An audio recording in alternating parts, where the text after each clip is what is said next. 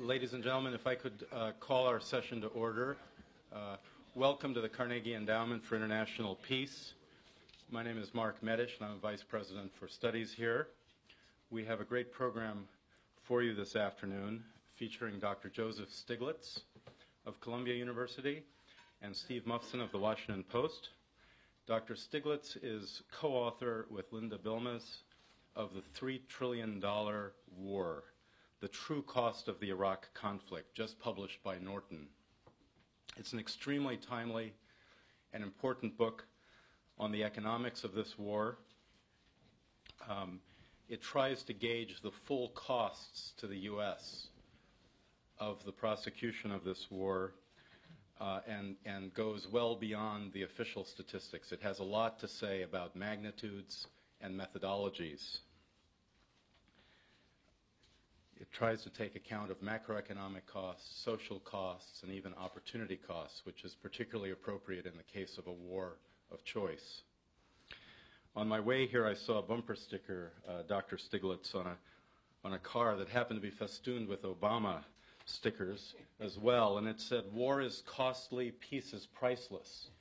And in many ways, your book aims to help us think through just how costly this war really is to the United States.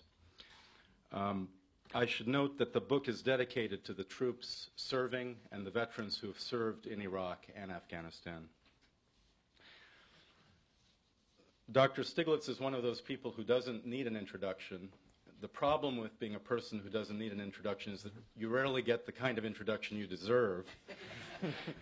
But let me just say a few words. He is university professor at Columbia University and chair of their Committee on Global Thought.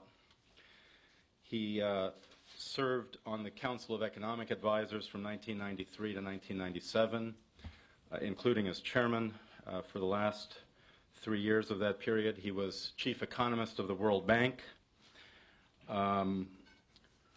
He's had a very distinguished career in academia and in policy.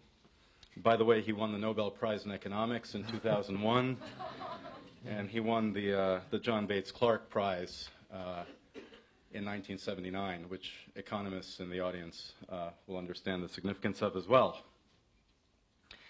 We're also joined by Steve Mufson of the Washington Post.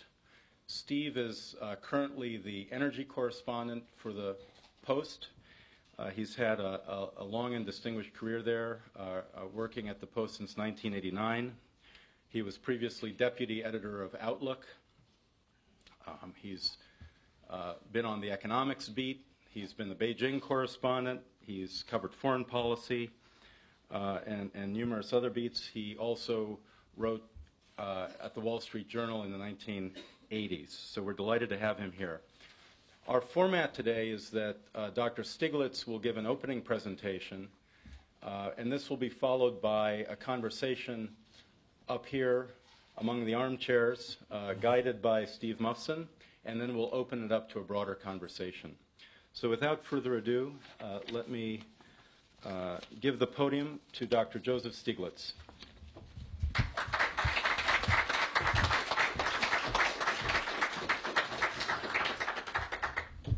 Well, thank you very much for this opportunity to talk to you about what I view as obviously a very important issue.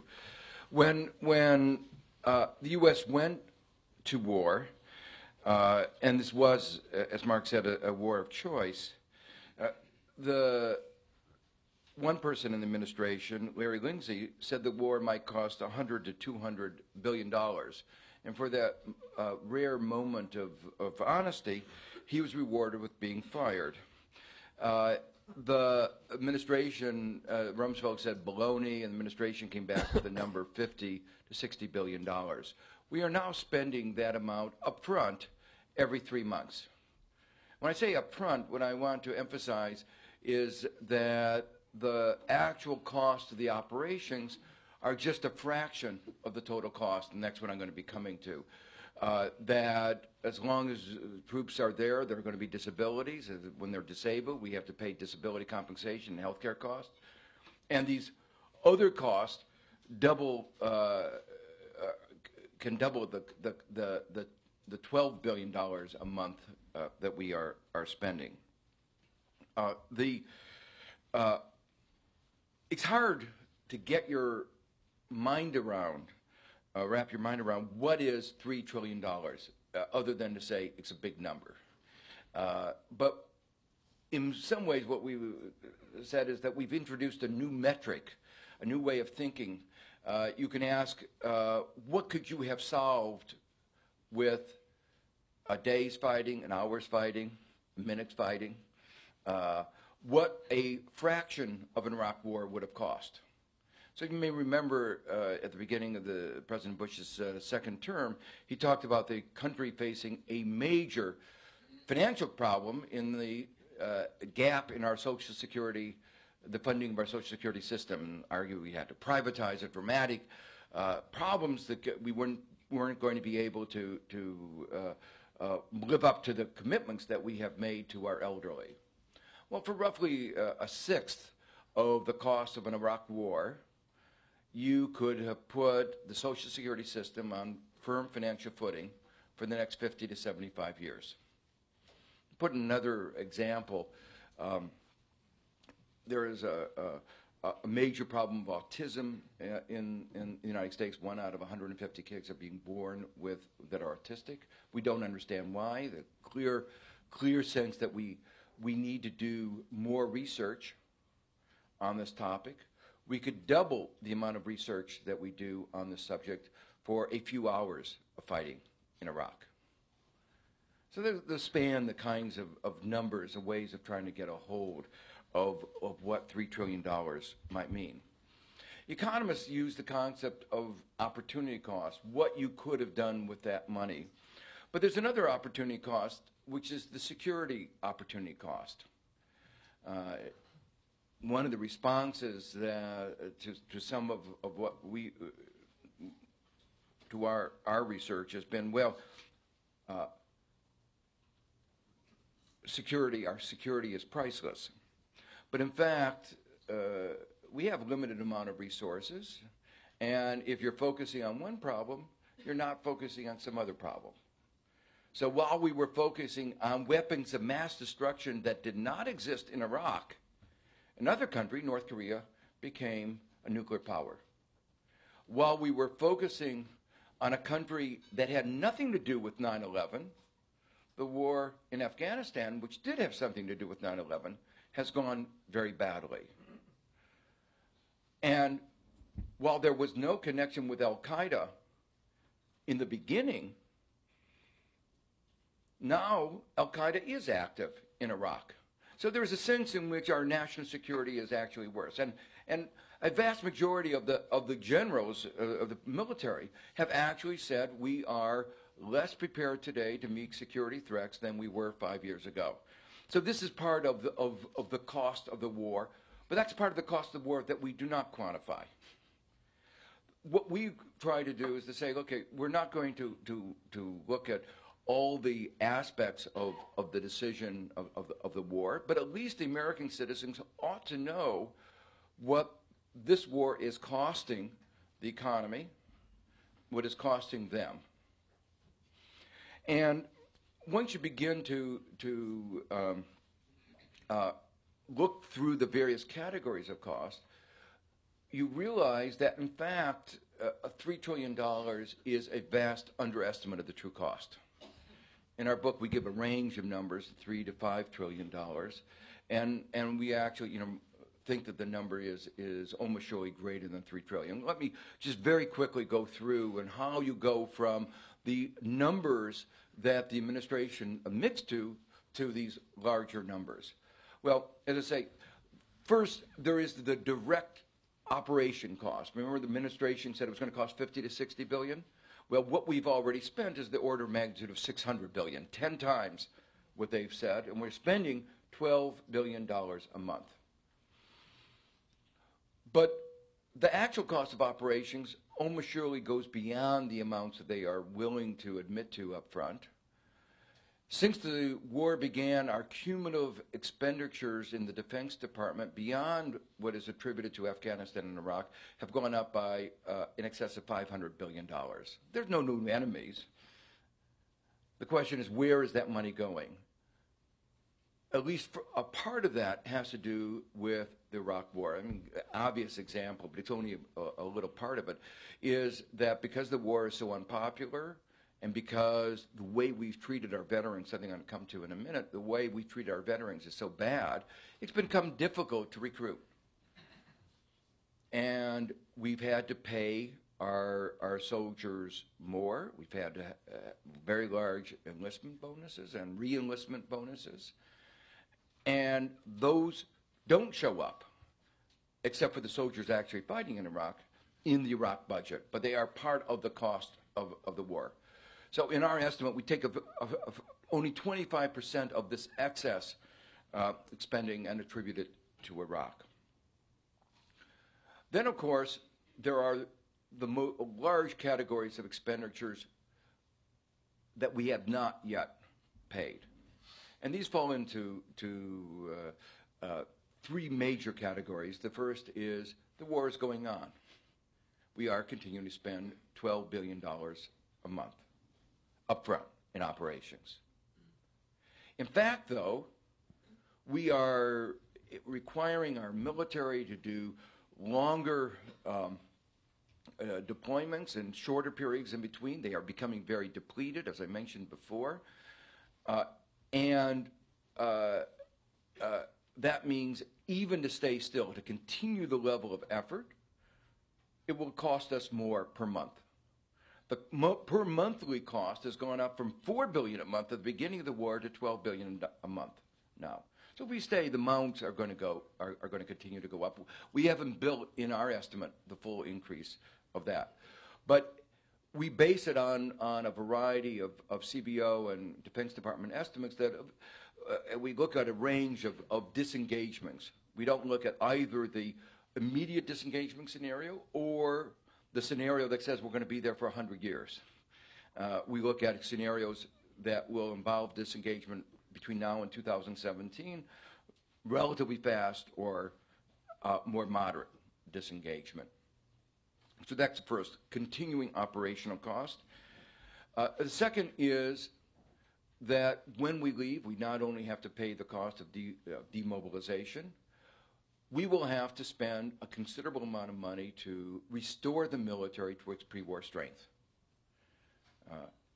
In spite of the fact that we are paying higher salaries and enlistment bonuses, the quality of our armed forces in most metrics has been going down.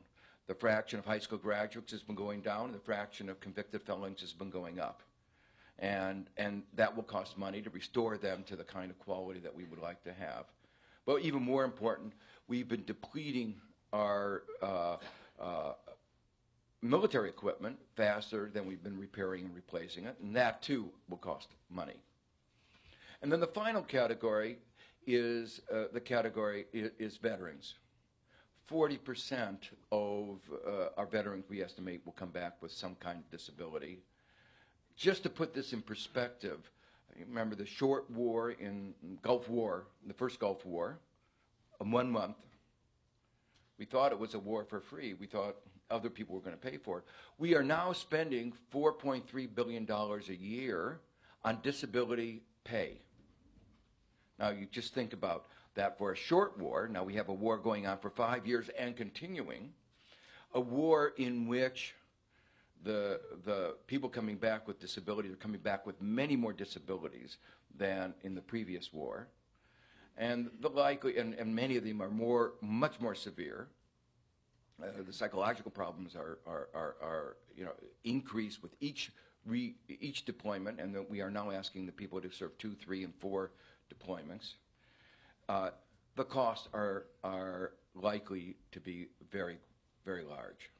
We estimate that the future cost of these disabilities, including the Social Security system, which is something that they get eligible for Social Security, and the health care cost, in excess of $600 billion. I'll come back to this. But this is an unfunded entitlement that we have created in the last 5 years, of $600 billion.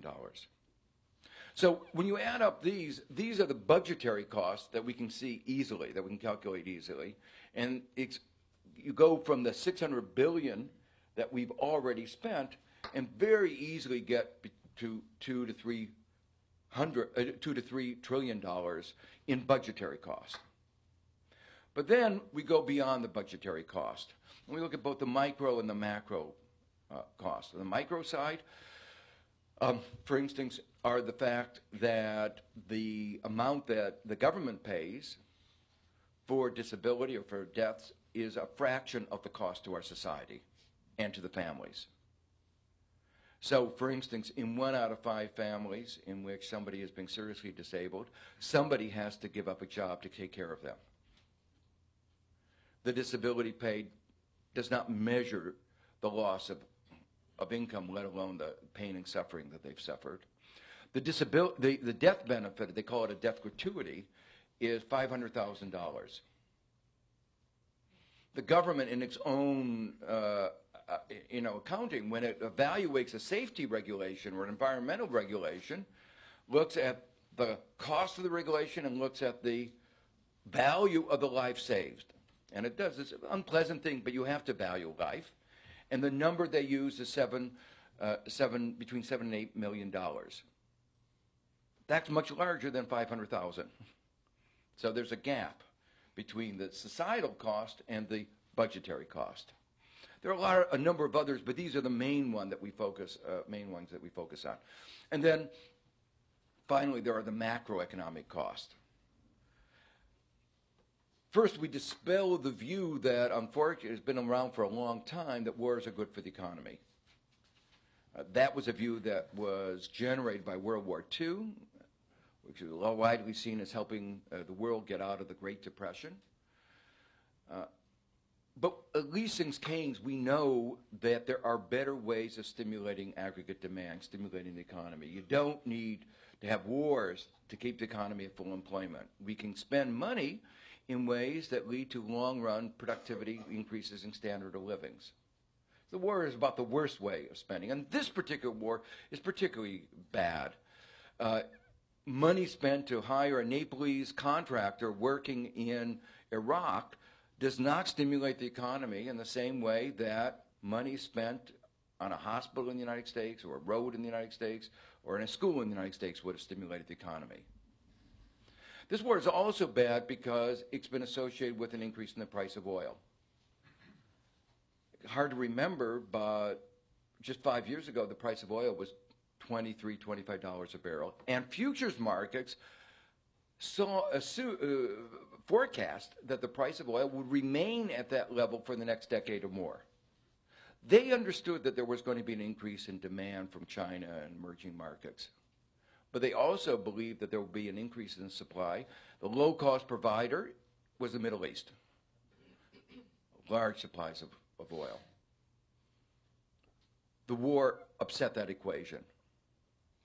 And while in our book, we only attribute $5 to $10 of the increase of the $75 to $85 of the increase in the price of oil to the war, we actually think the number is much larger, and that's why I say our numbers, we feel very convinced are very conservative. This war has also been different from any other war in a couple of other ways. One of the ways in which it's different is that this is the first war in America's history where at the time we went to war, we didn't have a conversation about how we were going to finance it. There was not a discussion as you send off your young men and women to fight. There's not a discussion of shared sacrifice. And the way middle-aged people can share in that sacrifice is to have a tax increase to pay for at least part of the cost of the war. This is the first time as we went to war, we had a deficit, and we responded by saying the shared sacrifice is the rest of America would have to consume more and spend more time in the shopping malls. We had a tax cut for upper-income Americans as we went to war.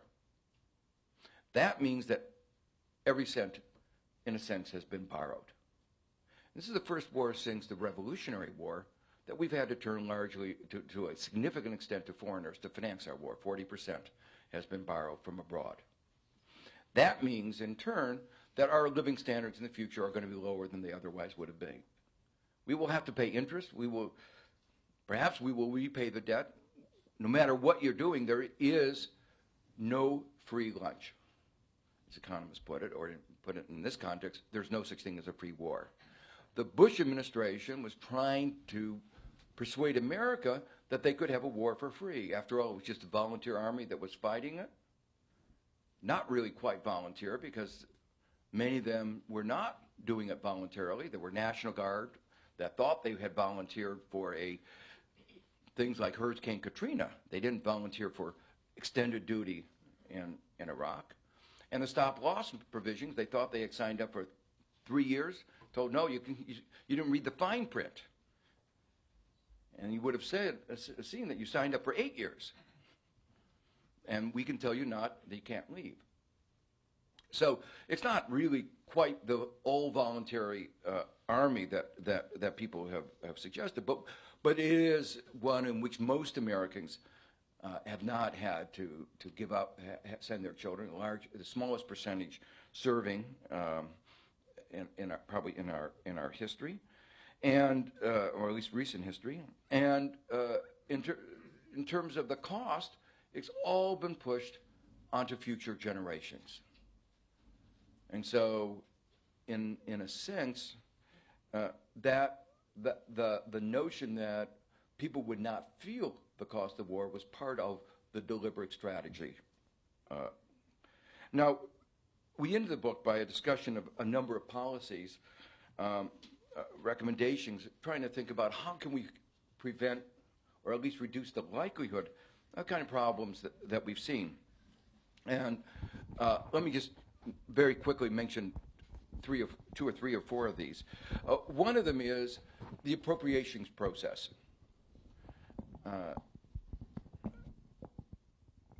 This war has been funded by 24 separate appropriations bills. It's been funded in dribs and drabs, so nobody really saw the full what was really going on. By emergency appropriations, emergencies make sense or appropriate at the beginning of the war when you have a hurricane that you cannot anticipate. But 5 years into the war, you should not be funding a war with emergency appropriations that are not subject to the kind of scrutiny that ordinary appropriations are. And that's why there's been all these problems with profiteering, problems with cost management. So one recommendation is that, at least after the first year or two, you should use regular appropriations, and if you say there's emergency, you have to go before Congress and say things are not going the way we thought. We made a mistake. These are not anticipatable. The second kind of a recommendation has to do with our accounting procedures. We use cash accounting rather than accrual accounting. Countries that have really tried to get their accounts in order use accrual accounting. Every business uses accrual accounting. Every major business beyond a corner grocery store uses accrual accounting.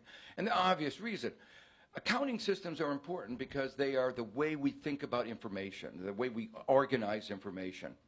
And if you use cash accounting, you focus on your cash expenditures. And so you try to reduce your cash expenditures, but that means that there are accrued expenditures going out that you're not focusing on. And that leads to a systematic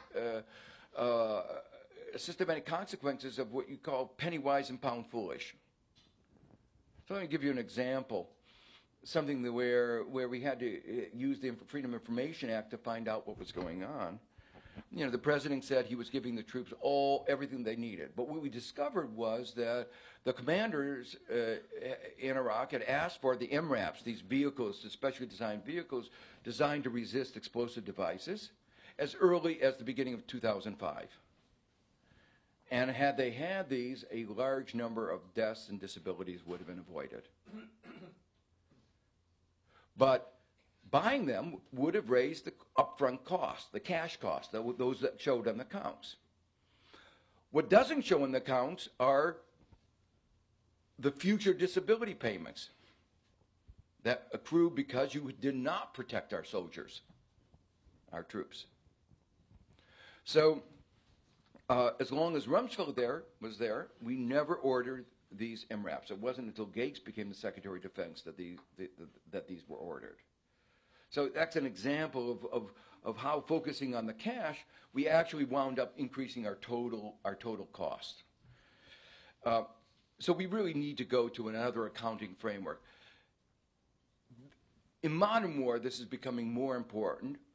Another way this war differs from previous wars is the ratio of disabilities to deaths is much higher. Previous war, it's been 2.5 to 1. This war, it's 15 to 1.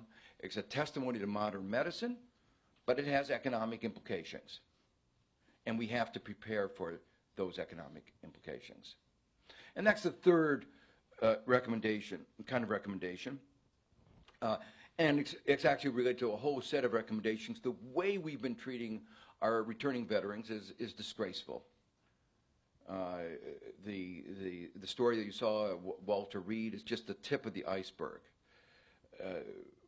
As late as 2005 and 6, we were providing funds to the Veterans Administration on the basis of data from 2002 before the war, as if there were no people disabled in this war. And so obviously the VA has been running out of money. Had to go back again for emergency appropriations. So what we argue is there should not be unfunded entitlements like this. We should have put aside, we should finance. If we say the war is worth fighting, we should say we will not only pay for it, we will put aside the money to pay for the disabled that the war generates. So these are some of the kinds of policy recommendations that we looked at. Finally, let me just mention that while we began this book as, you might say, an exercise in boring economics and accounting, that we thought, Americans ought to know what the war was costing. We thought this was something the government ought to be doing. We should not have written the book. This is information the government should have been providing, but it hadn't done what it should have done. There's a certain irony here. We were talking about going for fighting for democracy, but democracy is more than periodic elections. Democracy entails informed citizenry being involved in the decisions that affect their lives, and part of being informed is knowing the cost of what you're doing, particularly when it's a war of choice. Well, one of the things that we came to understand as we wrote the book is how difficult it is to get the information. And we had to repeatedly work with veterans groups to use Freedom of Information Act to find out what was going on. We wound up doing, we might call investigative reporting. Scandals of the kind that, I would talk to Linda and say, "Are you sure?"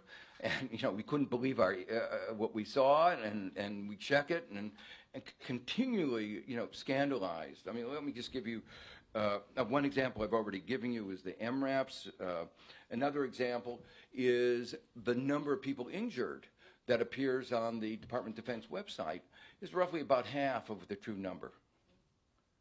And it was only through the working with the veterans groups in Freedom of Information Act that we found out the true number.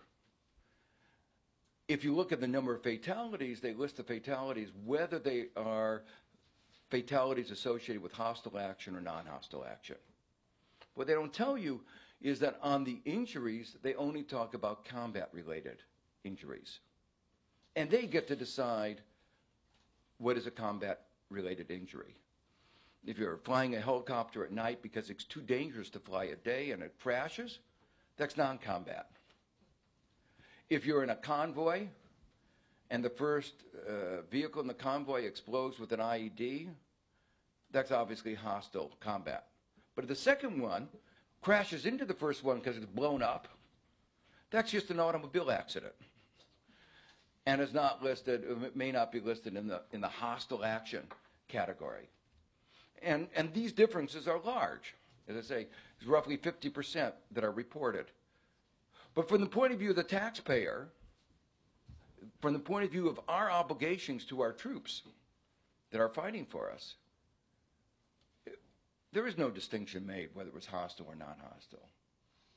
And that will be part of the cost of the war that we will be paying for decades to come.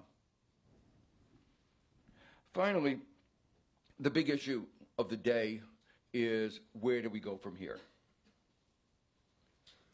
That's a difficult issue, and there's obviously a lot of uncertainty. What we try to suggest is there's a way of thinking about this that our kind of analysis may help in. Most people, almost everybody, says we should withdraw at some point. It's only a question of when. Now, or within the next couple of years, or 4 or 5 years. Stay the course. Now, there is uncertainty about what will happen when we withdraw. Some people think chaos will break out.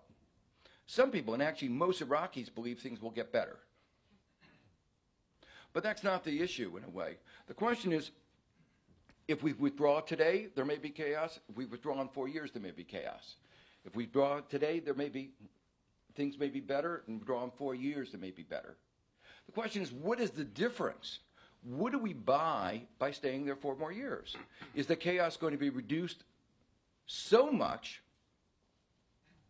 that it is worth spending another $1.2 trillion or more?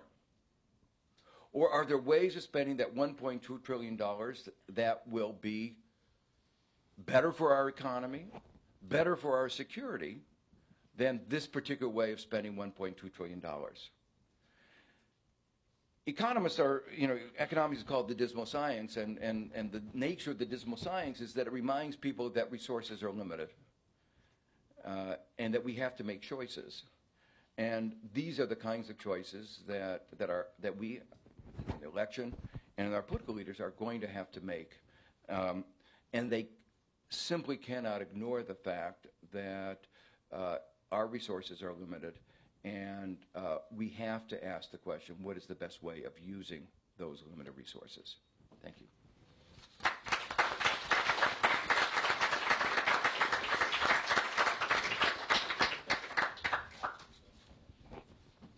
We'll just adjust the microphones here. Joe, thank you very much for that excellent summary of your findings and recommendations. I'm sure you've provoked a lot of questions in the audience, but we're going to start with your neighbor Steve Mufson's questions in just a second. So Steve, let me turn it over to you to get the conversation going. Thanks, Mark. I feel in a bit of a funny position because $3 trillion is just such a huge number. I mean, even if I knock $1 trillion off that, that's still a pretty huge number, and none of your points seem to really change with that. So at the risk of quibbling, I'll ask you a couple of questions about numbers and a couple of larger questions. And I thought I'd start with the larger question, which is really one about what the baseline is. You're using, and I mean that in every sense of the word, right? Both budgetary baseline, but also, the baseline is connected to foreign policy and all sorts of other scenarios about what might have happened had we not invaded. And I'd just like to mention a few of them that maybe you want to talk about. One is, could one really have expected that status quo with the oil for food program and the no-fly zone to have continued indefinitely? What kind of costs? And I know in your book you subtract the costs of the no-fly zone program, which we discontinued, obviously. So that I understand that, but it's possible that those costs would have changed in some more disadvantageous way for the budget. Or alternately, you could have had a scenario on the eve of the war. Jessica Matthews had written a piece about how we should use the military to enforce inspections. That would have created a whole different level of spending, even without war, and was the kind of thing that a lot of people were talking about as an alternative to war, given where things were in this stalemate between the U.S. and Iraq. And then there's also other possible scenarios. I mean, how long would Saddam Hussein have gone on even without a war, and what kind of costs might there have been in terms of regime collapse or some other thing that might have happened? Presumably he wouldn't have gone on forever. And finally, there's the other issue, which is had we not gone to war with Iraq, would we have gone to war somewhere else? I mean, it's hard to think of an American, it's hard to think of an administration that hasn't chosen to go to war somewhere, actually, at some point, for better or for worse. And, maybe it would have been North Korea or Iran or something like that, but it doesn't seem likely, given our nation's history, that we would have gone on without something happening. So maybe you could just talk about this baseline, because aside from subtracting the no-fly costs, you were pretty much assuming the status quo. Yeah, that's a very good question. It's something that we struggle with. The way economists use just the vocabulary, we talk about the counterfactual, what would have happened but for the war. And there's no way to be really sure what those alternatives are, and there are a million different scenarios that you can conjure up, and in a sense, we feel convinced that the baseline, the counterfactual that we used was probably the best one, but there are these alternatives that you have to think about. One example of this is this issue of what would have happened to Saddam Hussein, and it reminds me of a little bit about the discussion in Indonesia just a decade ago, where people talked about the role of the financial collapse. One of the benefits of the financial collapse in Indonesia was that Suharto was removed. Well, we now know Suharto was very sick. He would not have been able to stay in. That somehow, even though he was a very strong president, he had allowed civil society to flourish. And as he left, there has been a flourishing of civil society. It probably would have happened when he left. This is justifying the World Bank program there, right? And so the argument was, the justification of the disaster of the IMF and the World Bank program was it got rid of Suharto. So what if 40% of the unemployment rate got up to 40%? My view was that was not. It was not really something that we ought to include in the benefit, because he would have gone anyway. The same thing in the case of Saddam. We don't know.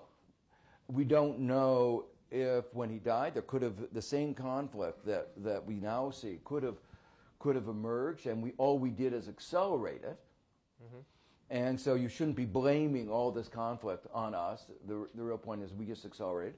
On the other hand, what is clear is that the way we came in to Iraq mismanaged the whole process from the beginning, didn't engage in reconstruction, allowed the arms to get around to everybody.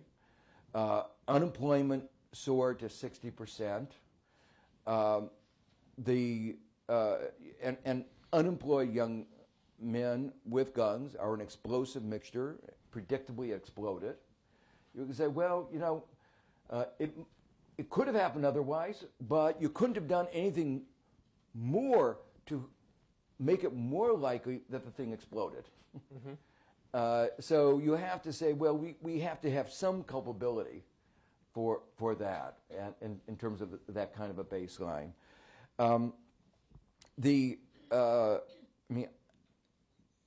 I would like to think, and certainly many people in the military believe, that they are a peacekeeping organization, not a war. And you might have hoped that if we were going to war, we were going to use them, we would find places like Panama, where the resistance is relatively low, and fewer people, Americans, get killed, and fewer Panamanians got killed. So if you're going to pick up what Mark said, if you're going to have a war of choice, you ought to choose it a little bit more carefully. And, people say, well, we got rid of a dictator. I often think, well, let's make a list of all the bad dictators in the world and let's put a price tag, how much it would have cost to get rid of each of them. And for $3 trillion, I think we could have gotten a lot more dictators than, in fact, we wound up getting for what we got. What is the going rate? So no matter how you look at it, it's a lot of money, and yes, some of these alternatives mean that the incremental cost may have been a little bit higher. The baseline would have been higher, but as you say, it might have been 2.8 trillion. But remember, our estimate is 3 to 5 trillion. So we're talking about 3 trillion. We're trying to be deliberately conservative. Right. Well, and in a similar kind of question, looking forward instead of backward, is the issue of the cost of withdrawal, because you're thinking about this again in budgetary terms, which is the whole point, of course. But I wonder, if you were an incoming administration trying to decide, let's say even a Democratic administration, on the off chance that might happen, then you're trying to think about what those costs of withdrawal are, and they go beyond the budgetary ones too. And there may be, or even they may include budgetary costs if there's some sort of increase in terrorist threat and that sort of thing. No, I agree. I agree completely. But that's why I emphasize the way we ought to be thinking about it. If there are costs to, say, increase chaos, and we withdraw in 4 years, we pay that cost. So the question is, we're going to be paying the cost either today or in 4 years' time. You're assuming chaos no matter when we live. Well, but that's the way the question is.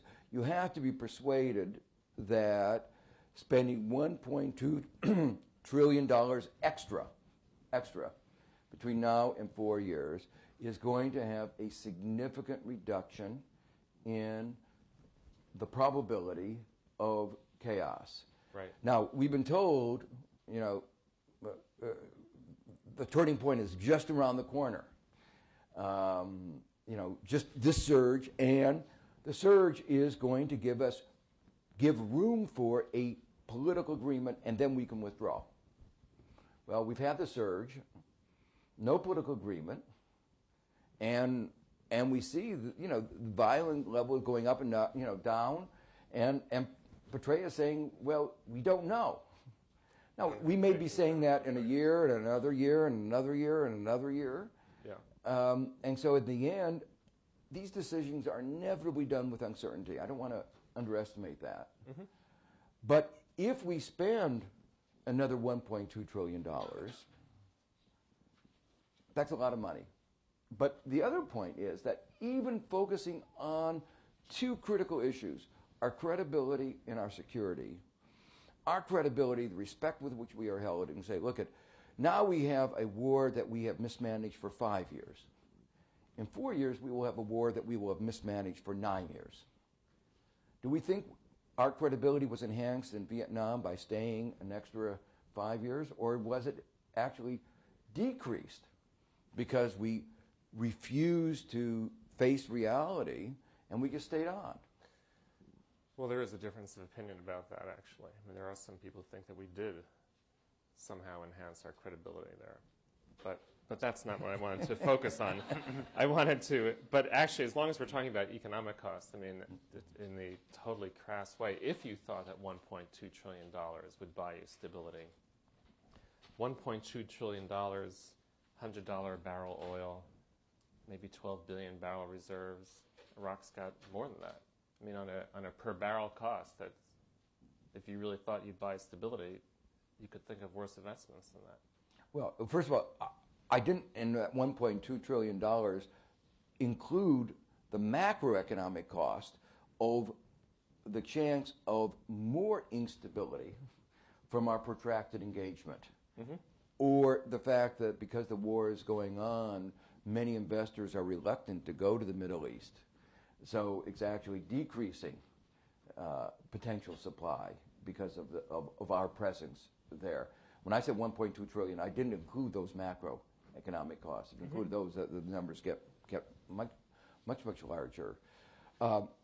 It seems to me that the second question you have to ask, even if you believe that you got more security there, is, will the problems show up elsewhere? Al-Qaeda's moved from Afghanistan to Afghanistan and Iraq. Okay, so we persuade Al-Qaeda to move out of Iraq. Do we really believe it's going to disappear? Maybe it'll go to Pakistan. Some evidence that things are. So one of the ways I try to, I think we should try to visualize this is to think about a big map of the world and realize that Iraq is a small little dot in that big map. And we're trying to put our finger in a dike. We're focusing on one little piece of territory. And while we're focusing on this, problems are burbling up all over the world. And one of the reasons they're burbling up is because we're not focusing on them, because all of our attention is being focused on this particular problem, which we aren't solving. In fact, I heard one security expert put it very graphically. He said if you were Al-Qaeda and you were trying to think about what would be in your interest, and he described, well, the thing that would be most in your interest would be a war in Iraq. And that, in fact, we fell into the trap. Let me ask you one counting question, and then maybe open it up for some other questions. And that is, one person who wrote about some of your calculations said that counting the cost of the war and the interest on the war was a little bit like counting the price of the house plus the payment, all the mortgage payments together. It's sort of a double counting. Do you want to? Yeah. Well, we were very careful, and this was a issue that came up in our earlier paper that we wrote in January 2006. And so in this book, we are very careful when we add on the total, we don't add on the interest. So you changed that. In our $3 trillion number. But it is still the case that if you ask a family how much they're paying for their mortgage, they include the interest. You know, that's part of the budgetary cost that they face. And so the interest is part of the budgetary cost that our taxpayers are going to have to face. So if you ask, what would we, what do we have to raise taxes to pay for? Let's say that we want to undo the deficits that we've created because of the war. How much do we have to raise the taxes? Well, the fact that we finance the war totally by deficits means that when 10 years from now we decide we want to repay that, which I don't know if we will, the amount that we will have to raise our taxes will be that much larger because the debt will be that much larger. But presumably the money you didn't pay in taxes, you put to some possibly productive purpose. The productive purpose was with the war. I'm not sure that we are seeing that much return. If you borrowed for the war spending, then the money you would have spent on the wars. Well, and the answer is basically to keep the economy going, and this is actually an important question I was hoping we'd get to, is the link between our current economic problems and the war. I described before how the war was exerting this very negative effect on the economy. There were higher oil prices, spending that was not stimulative of the economy, deficits. And one of the questions is why didn't we feel it more? Why didn't we feel it more? And the answer is pretty obvious. The Fed let loose a flood of liquidity, and the regulators looked the other way with lax regulation when we were, really bad mortgages that were being given out. And this enabled, the result of this was we had a housing bubble and a consumption boom. Savings went down to zero. So, it was very clear that we've been living on borrowed money and borrowed time, and it was just a matter of time before a day of reckoning came. So your answer is, what did we do with the money? In effect, we had a consumption binge.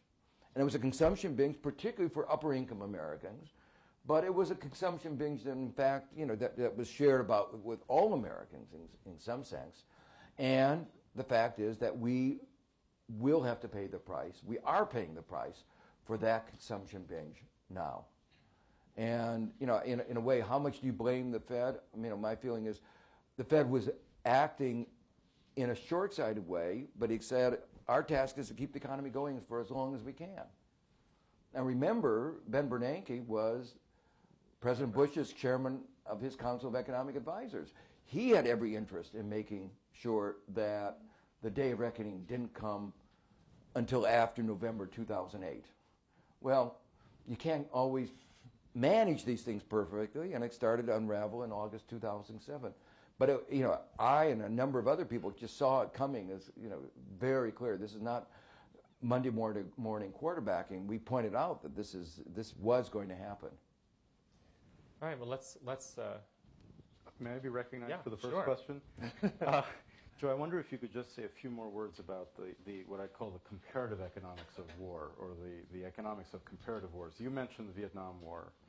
Could you try to put your cost assessment of Iraq in relative terms, compared with Vietnam, compared with Korean War, compared with World War II, when you add in all the costs of those operations, including the Marshall Plan, by the way, because World War II was not just the prosecution of the war, but also the reconstruction effort during the occupation of Japan and Germany and the rest of the work in Eastern Europe. Can you give us a sense of magnitudes? A little bit. This is, in terms of the operations, the upfront costs, the second longest war in America's history, and the second most expensive war. The only war more expensive, adjusting for inflation, is World War II. So this is a very expensive war. The cost per troop is about 8 times the cost in previous wars. So this has been a very expensive war. One of the questions that we asked is, why is this war so expensive? We think part of the reason has to do with this is the first war that has been as privatized, where we've relied as much on contractors. And part of that has to do is that we had this all-volunteer army. It's very hard to recruit more people. And so we had to go to contractors to do things that normally would have been provided by armed forces. But contractors are very, very expensive. They are expensive in many different ways. They were made more expensive by, you might call it, the corruption that's associated with the way, single source contracting, cost plus, reducing the number of auditors. The way it's been managed has helped increase it. But one of the ironies of it is the contractors are providing competition for the military. So the people who've been fighting in Iraq say, if I quit and when my term is over, I work for the contractor providing security, my salary will double. Why not? And so that forces the armed forces to increase their enlistment bonuses. And one of the things that we emphasize in the book is, there are some things where privatization makes sense. But there are some things where privatization doesn't make sense. Running prisons, it doesn't make sense. And mercenary armies have always had a bad reputation. And there's a good reason. National interests do not coincide with profit-maximizing behavior. And just to give you an example related to something I was talking about before, at the beginning of the war, unemployment reached 60%. It was in our interest, in terms of winning the hearts and minds, to get that unemployment rate down. But what were the contractors' interests? Minimizing cost. So they minimized cost by bringing a Nepalese worker to work in Iraq. It saved them money, increased their profit, but undermined our mission. Generated hostility to, resentment to the United States. What were we doing? Especially when we were using Iraqi oil sometimes to pay for these. I would think part of the increased cost would be the high level of technology involved today. Yeah, it's that's not part of it. Civil War, right, where you toss a guy out with boots and a gun. But no, that was the beginning part. But now we're not using that. Now we're, it's a modern version of insurgency. Mm-hmm. But it's not, it's not cruise missiles that we're using. No, but the average soldier is equipped with all sorts of stuff. That's right. but it's still very, very expensive, 8 times what it had cost in previous wars. Sure. If you could please identify yourself before you ask your question. Sure. Thanks. Gary Mitchell from the Mitchell Report. I want to ask a quick two-part question, part of which goes to the question Mark asked, and that is, as you know, Robert Hormat's book, he puts this in terms of percent of GDP. And I wonder if you could talk about that. I've heard your co-author, Linda, talk about why that's a more difficult task to assess. But could you put the cost of this war in the context of as a percent of GDP? Yeah, the reason why it's difficult, because when we talk about $3 trillion, we're talking about costs that will be borne over a half a century. The fact is that the veterans' costs from World War II peaked in 1993, 48 years after, did I get the arithmetic right? Yeah, 48 years after the end of hostility. We're going, and life expectancy is increasing, and so we can expect the veterans' costs, if we honor our obligations, and I do hope we do, will continue for half a century or more. So that means what you're comparing is the cost is going to be paid over a half a century. In those terms, it's not a big number. And that's why when people say, can we afford it? Yes, we can afford it. It still has a high opportunity cost, an economic opportunity cost, and a security opportunity cost. And I would emphasize it feeds into this economic downturn that we are experiencing today. That's a real cost. So in terms of as a percentage, it's probably lower than in some of our other ventures, and that's why people can have a feeling that we it's a war for free. But what I want to argue is it's not a war for free, and we have lots of needs that we are not able to meet because of the war. One of them, just one other thing I just want to mention, that even Bernanke mentioned, in contrasting this situation, this economic downturn, recession, with 2001, pointed out that a big difference is that in 2001, we had a 2% of GDP surplus. Now we have a deficit.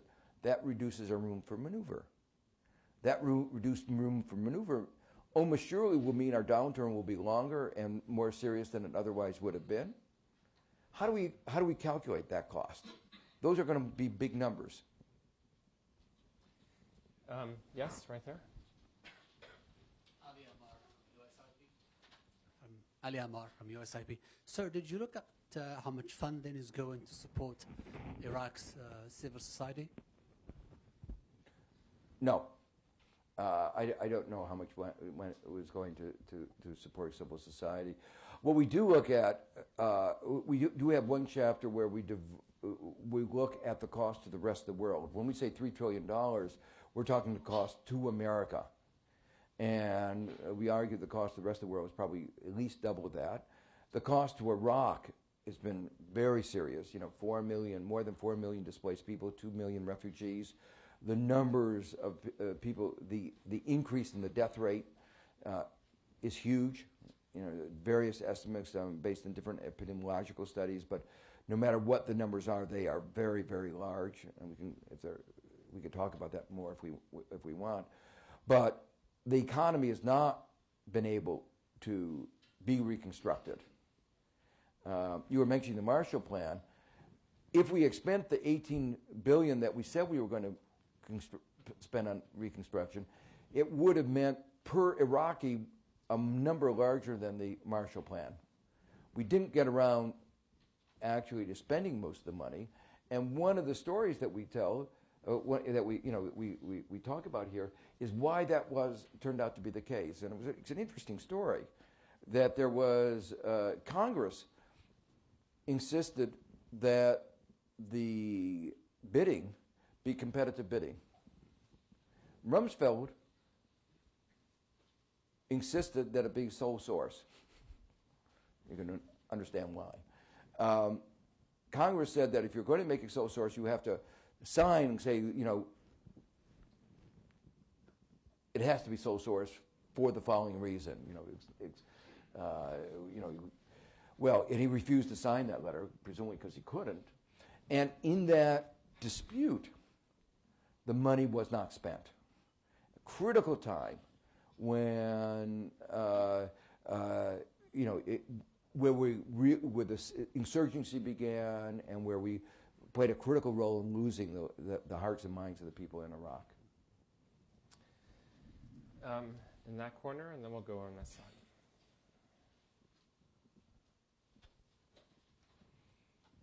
Thank you. I'm Rajesh Kadian. Sir, would you also comment on the impact of Iraq on the relative decline of the US dollar vis-a-vis other currencies?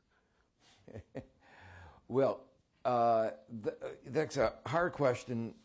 Many factors going into the decline of the US dollar, but clearly one of the factors is an overall loss of confidence, particularly in the future economic situation. And part of that loss of confidence in the future economic situation is the increase in the national debt, associated with the Iraq War. It's also related to the burgeoning trade deficit, which is related in turn to the increasing oil prices, and that is related also to the Iraq War. So there are at least 2 or 3 channels through which this war and our inability to manage both the war and the economy well have led to this erosion of confidence, and leading to the weaker dollar. Joe, maybe you could say something more about that oil price. Is that $5 or $10 just kind of a guess? I mean, I do this for the Post, trying to figure out how to quantify certain political risks and other things that are happening. Very difficult, I think. Did you pull that number out of the air, or is that actually based on something? It's not pulled out of the air. It was based on a discussion with lots of people who are experts in this, all of whom said their that. Guesses. And it's their guesses. and some of this may be consensus, but let me tell you what my own, one way of thinking about it. My own belief is that most of the increase has to do with the price, with the war. And the reason that I believe that is, as I said before, futures markets understood the increase in demand. If you look at where they thought the supply was going to come, they thought it was going to come from the Middle East. Don't you think futures markets always predict the same price going on out forever? I mean, right now they're predicting $100 oil for the next 10 years. But you have to look at then where did their equations go wrong, okay? Did they misestimate demand? And the answer is a little bit, and that was a little bit, and that was part of our reason why we didn't attribute 100%. Right. But the big story is on the supply side. Big story is on the supply side of the Middle East. Now, one of the factors that makes this calculation, that makes the analysis more complicated, is there are some peculiarities of the oil market that make it's not an ordinary competitive demand and supply situation, and in particular, you might call it the supply responses from the oil producers have this characteristic. They're almost like a backward bending supply curve. What happens is that when the price starts to go up, they realize that they need to sell less oil to meet their budget needs. And in fact, when the price goes up as much as it's gone up, they face the following problem. What are we going to do with all the money? Where are we going to put it? And they start running into problems that the sovereign wealth funds are running into in placing their money. And that leads them to say, in effect, the best way of putting our money is leave it below the ground, i.e. leave it in oil below the ground. Rather than pump it all out now, let's pump it out more slowly. when we need it. So as the price goes up, they're actually investing less in expanding capacity, particularly because they know if they expand capacity, pressure will be put on them to use the expanded capacity. Say, well, how can you act as a cartel? Aren't you our friend? They don't have the capacity. They can say, I'm sorry, we're your friend, but we just can't produce anymore. So there is a certain supply-side dynamic that comes once prices start to go up. And the war is what set off that upward movement in the price that led to this kind of dynamic. So if you ask me, I think, what? I'm just trying to think of the idea that high prices somehow result in fewer supplies, right? Yeah, it's a perversity. That's what it's called, a backward bending supply curve. And there are a few, markets in which this kind of thing happens, and this happens to be one of them. And you can understand the rationale, the reason for that. And the bottom line out of this is, I think, a very large fraction of the increase can directly and indirectly be attributable to the war. But if you ask anybody, is $5 or $10 an overestimate? Everybody says, no, that's an underestimate. We're not sure what the number is, but $5 or $10 is the minimum. This sounds frighteningly like my technique. Yes, right there. Darren Hershey, CBS Business Report. Thank you. How much of the $3 to $5 trillion is opportunity costs in your estimate? And couldn't you apply opportunity costs to any government program, any government spending? No, of the 3 to 5 trillion, let me try to make it clear. The direct budgetary cost, the money that we're spending, is that coming out of the budget, not including interest, is around $2 trillion, and then there's the interest. Okay, so just that side gets you close to $3 trillion, but not all the way there. Then are the costs that go beyond the budget. And those are real economic costs. The people who have to give up the job to care for somebody who is disabled, that's a real economic cost. There's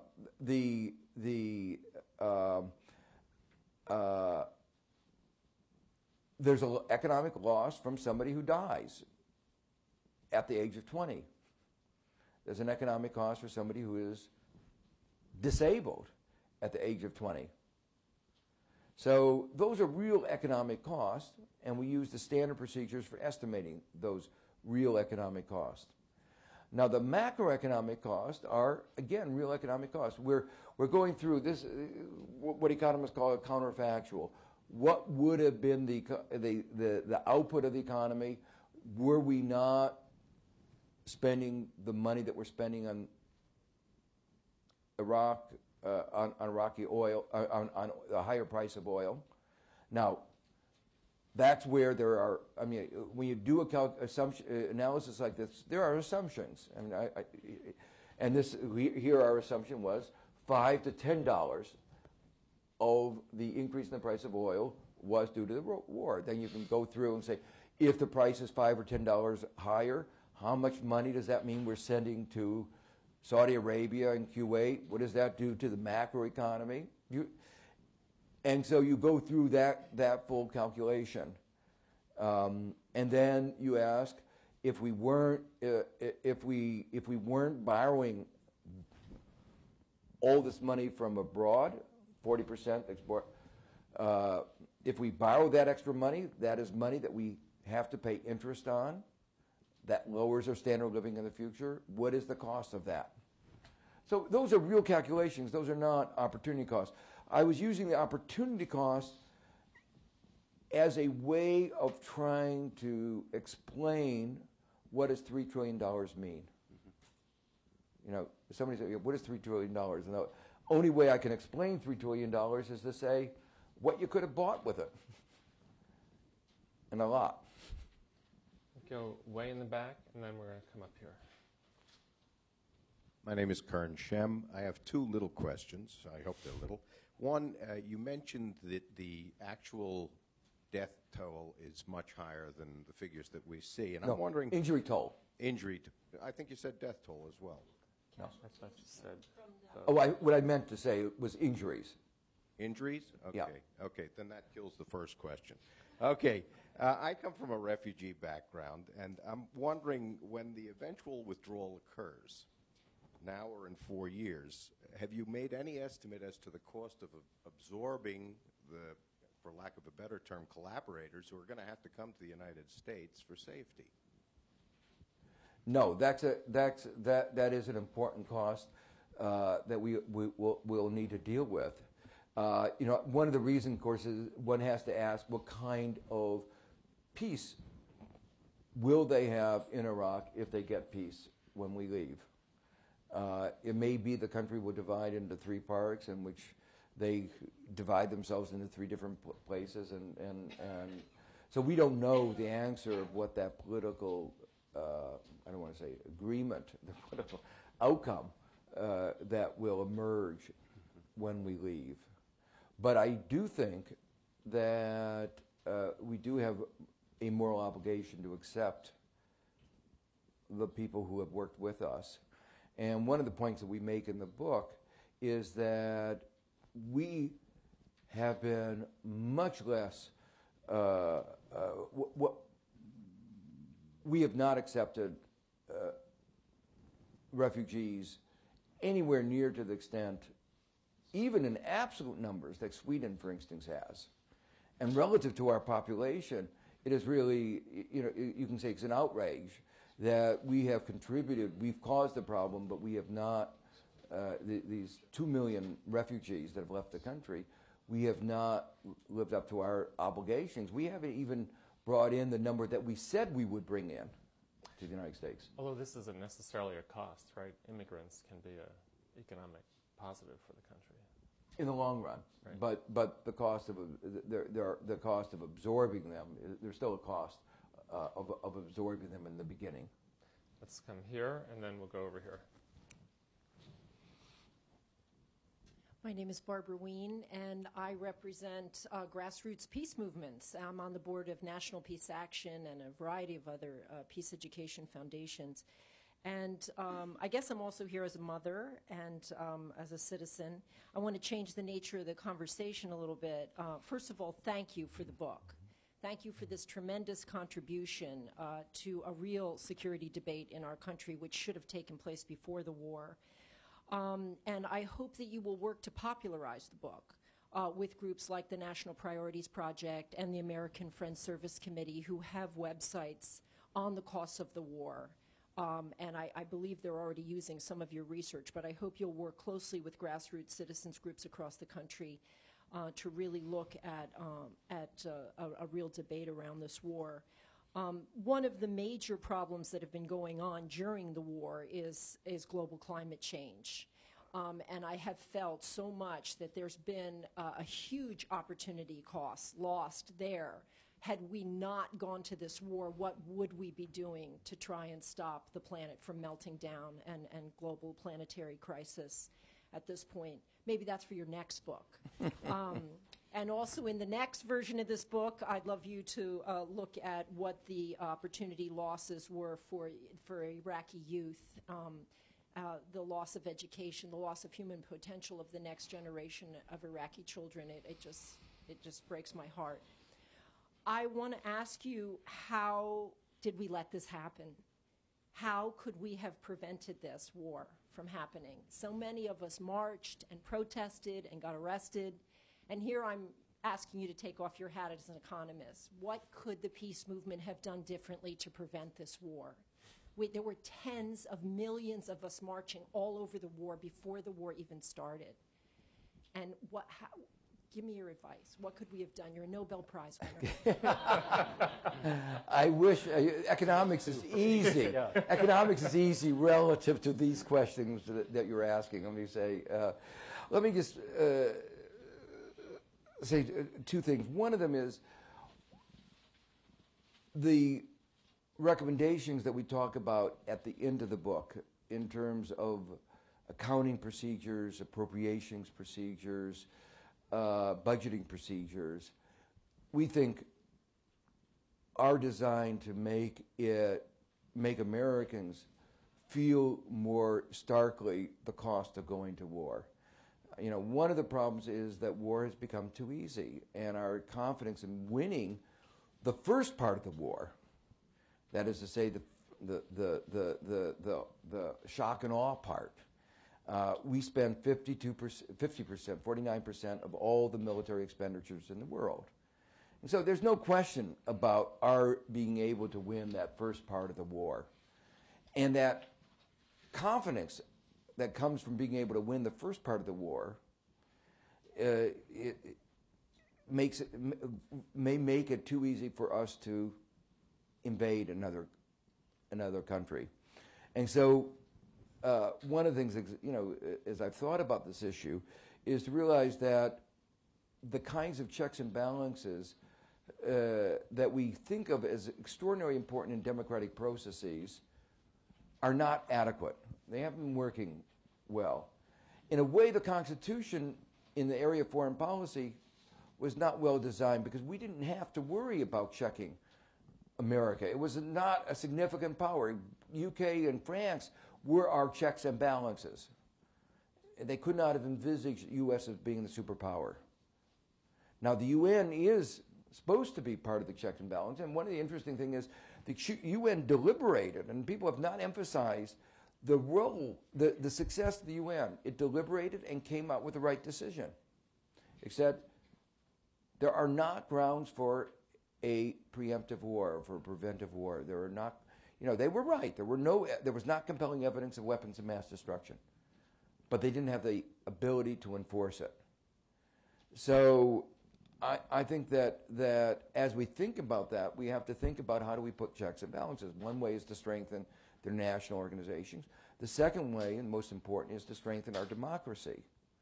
And that means to try to figure out how do we have more accountability. And that's what these kinds of reforms that we talk about are designed to do, to make it so that we don't, that no future president says you can have a war for free. And we say, no, we can't have a war for free. And finally, I think there are a large number of issues that are presented by the media and the failure of the media. Hey. No, I mean, I think the fact was, there were these mass marches, and they were covered in Europe on the front page, and in America they'd be buried on page 11. New York Times wouldn't report. There'd be a mass march in New York, because you'd be there, and you wouldn't know it. Steve, that means you've contributed to the rise in the price of oil as well. That's right. That's right. And happily, I'm not making story placement decisions. Yes. Here. Pete Shutley from Brookings, and this isn't a direct financial cost of the war question, but a question if you've come across an answer to my question in your research. I'm assuming that the administration, when Larry Lindsey gave its cost and he was fired, and Wolfowitz said this is going to be free because the occupation will be free because Iraqi oil revenues will pay for everything. I'm assuming that they thought if the price tag were high, the American public wouldn't support going to war. Maybe that was behind their thinking. I don't know. But my question to you is, as you did your research, did you get a feeling for the willingness of the American public to bear burdens, pay costs for whatever, not just the Iraq War, but for other things? Comparing this to past generations, et cetera. Have we gone soft? We're just not willing to pay costs for wars anymore? Or what did you come across as you did your research? Well, I'm not sure I found something that speaks directly to it. I can just reflect my own sort of views. I think that there's obviously a very big difference between World War II, where it was not a war of choice, and there was a sense, it was good and evil. There was a very clear picture. In a way, during the Cold War, Vietnam had somewhat the same, communism depriving people of freedom, but it wasn't just the freedom in Vietnam, it was the domino. And so the view was that if it may have been a mistaken judgment, but it was a widespread feeling that there was a war, a Cold War going on, and that we had to do everything we could to maintain our side winning in that Cold War. And the opposition, much of the opposition to Vietnam was not a disagreement with that moral responsibility, but a statement that this particular place for fighting that battle is not going to work. So much of the opposition was not to the motive, but to the ability to win the battle there. And this war is in that sense fundamentally different. Yes, there was, and again, different from Afghanistan. If you'd gone to the American people and said, is Afghanistan worth fighting? You say, well, we've been attacked, Al-Qaeda, we have to do something about it. Clinton had attacked Al-Qaeda. You can say there's a bipartisan view on that. View was, there's no connection with 9/11 and Iraq. And the fact that there was such strains to try to create a connection that was not there, such strains to create a fear of weapons of mass destruction, plus such strains to hide the cost, I think my interpretation was that if you had gone to the American people and said, is this a war worth fighting? They would have said no. There are lots of dictators in the world that are reprehensible. But by the way they would have commented, you supported this particular reprehensible dictator for a decade. And now you tell us, oh, we shouldn't have supported him. There's a little bit of a disjunction there. So I think they would have said, well, go down the list and let's think of other dictators. If you want to use your military, let's find one that's a little cheaper. I don't think you could have sold. I don't think you could have sold it if you'd been honest about the benefits and the cost. Yes. I'm Don Herr from the Center for International Policy. Thank you. I just wanted to ask you, sir, about the defense budget issue. I mean, you had said that we're now spending 52% of the world's military. 49, I got it wrong. Wherever. 49, you think? Well, it's the highest level in real terms since World War II. In fact, it's at a level comparable to World War II. And I noticed in calculating the costs of the war, one of the things you added in was the cost for restoring our military, replenishing worn equipment, and so on. And both of our presidential, all of our presidential candidates are now arguing for increased defense expenditures for precisely that reason. And I'm just wondering where you come out on that. I think maybe it's time to start cutting back a little bit on our expenditure. I think that what you're raising is a fundamental issue. The Cold War ended in 1989, but our military strategies haven't adjusted to this new reality. And what we've been doing is spending huge amounts of money on weapons that don't work against enemies that don't exist. Now, the good thing is if you're going to spend money on weapons that don't work, it's better to spend them on design for enemies that don't exist than for enemies that do exist. So you can say that's we're lucky that these enemies don't exist. But going back to the point I was making, resources are scarce, and America's needs are great.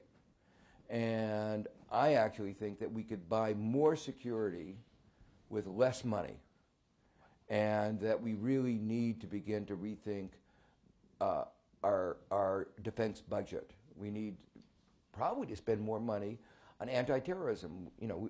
We may want to need to have better ways of inspecting our ports that allow us to, our goods are coming through without the kinds of security that we have to go through every day and every time we go to the airport. Well, if you are going to smuggle, if you're going to try to get things into the country, obvious way to do it is go through the weakest link. You're not going to go through the airport. So it's clear we haven't thought through our security needs, I think, in a deep way. And I think we can get, as I say, more security for less money. I think it's really important because what we have done in the last 8 years has let some of our basic needs go unattended. Infrastructure, the Minnesota bridges, the New Orleans levees. Not one of the top 10 airports in the world lies in America. So we do have lots of needs. Our healthcare system is not functioning as well as it should. Outcomes are not equal to that of other advanced industrial countries. So we have lots of needs, and where they're going to come from. Let's take one more. I'll take one more question. Okay, go ahead. Eduardo Cepeda, Carnegie. I'm going to follow up on the Marshall Plan. You sort of went into the cost of the war to other countries. The increase in the price of oil, of course, hit many countries, especially poor countries. Now there is a coincidence between the causes of the war, the way the war was financed, and recession. We are going to need some money going into areas and into countries that are going to go into a recession that might be worse otherwise. So what are your ideas about this, relating that cost and an eventual Marshall Plan that should follow the end of the war? Well, let me try to put this in a little bit broader perspective. You are right that actually the world is going through some very difficult times right now. And it's I think, from an economic point of view, one of the hardest times to navigate, because we are both facing the worst economic downturn since the Great Depression and inflation. Those are each by themselves a difficult problem. The reason, just very briefly, the reason this is the worst economic downturn, all other economic, and to which the war has contributed, but the previous economic downturns in the post-war period particularly have been attributed to either excess inventory accumulation, where you just let the inventory decumulate, or worries about inflation, the Fed steps on the brake too hard, it goes into a downturn, and everybody says, oh, you've stepped on the brake too hard, and the Fed steps off the brake, and the economy starts again. We've devastated a core part of our economic system, the financial system, and restructuring, reconstructing that is not going to be easy. It's going to take time. It will happen, but it will take time. Inflation, the problems of inflation are worse than normal, because this is oil now spread to food because of the biofuels brought these two together. Standard tools won't work. China, for instance, is facing a problem of inflation. Vietnam is facing a problem of inflation. If they raise the interest rate, it's not going to do anything to global prices of food or fuel, or not very much. So all the standard remedies that we've taught people are irrelevant to this kind of imported inflation, unless you're willing to have a real depression, to get unemployment rates so high that wages start to fall. And I don't think any of us, the cure would be worse than the disease. Where this is a really problem is in developing countries, because in developing countries, oil and food represent a very large part of their market basket. And they are seeing food costs going up. It is a real strain on their food importing countries. Now, the other point I was going to make is that a lot of people think that we could fund a Marshall Plan out of the peace dividend. But one of the points of our book is that the peace dividend is going to be less than many people think, because we have these unfunded obligations for the veterans. We're not going to be able to disengage right away. So that, in fact, we're not going to be sitting on a pool of money. Quite the contrary. Our point is that if we try to stay the course, we're going to have to spend more and more money. So the problem is that, yes, I think we ought to have a Marshall Plan. I think particularly we have a moral obligation to help Iraq. I think we ought to be helping more, we ought to be living up to our obligations that we've agreed to the developing countries, and this is a real time where they're going to need that help. But then you start looking at our budgetary situation, and that's where you come down to the hard reality that we have to do something about the defense budget. Great. Good, Joe. Well, thanks very much. Thank you. Mark?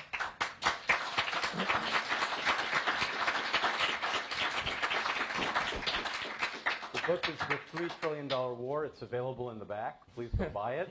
Thank you very much, Dr. Stiglitz and Steve Mufson. Thank you. Thanks. Steve, good. That's great.